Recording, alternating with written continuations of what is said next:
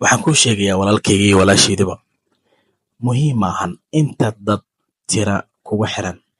malaayiin qof hadday kugu xiran tahay kumanaan ay kugu xiran tahay boqolaal ay kugu xiran tahay balse muhiimaddu waxay tahay inta kugu xiran ma tahay in adiga wax kaa faa'iidaysa haddana ma tahay waxay kaa faa'iidayaan wax iyagoo anfacaya nafsadooda haddii jawaabtu haa tahay kumanaan qof aan waxba kaa faa'iidayn iyo malaayiin qof aan waxba kaa faa'iidayn waxaa dhaanta hal qof oo maanta wax kaa faa'iida ogsoonow tira badni muhiim maahan ee tayadu ayaa muhiim ah waxaad aragtaa in baryahani dambe qof walba oo hadafkiisa ka dhigtay sidee wax loo hela isagoona u dayinin diintooda isagoona u eegeen dhaqankooda ay leeyihiin balse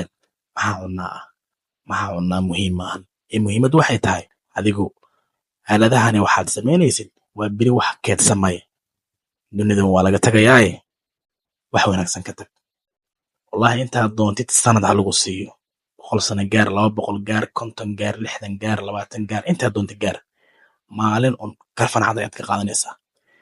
haddii maanta wanaagga aad kaga tagtid wanaaggaasi beri waa kuu yaalaya haddii xumaana kaga tagtidna xumaantaas way kuu taalaysaa baan ogahay inaan dhimanayo qof walba maanta annaga nagamida ku xukuman yahay inuu geeriyoonayo maan ku dadaalno wax walba anfacaan nolosheena u leh mid adduuniya mid aakhiraba aad baad mahadsantihiin